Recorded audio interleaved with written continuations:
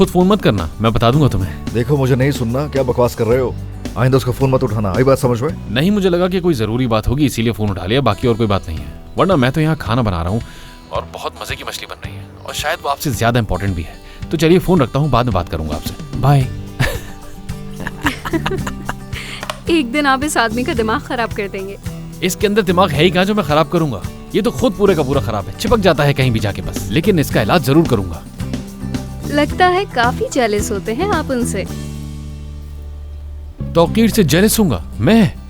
तुम अब तक मेरी पर्सनैलिटी से वाकिफ नहीं हो, जानती नहीं कुछ मेरे बारे में। हाँ बिल्कुल, मुझे जानना भी नहीं है।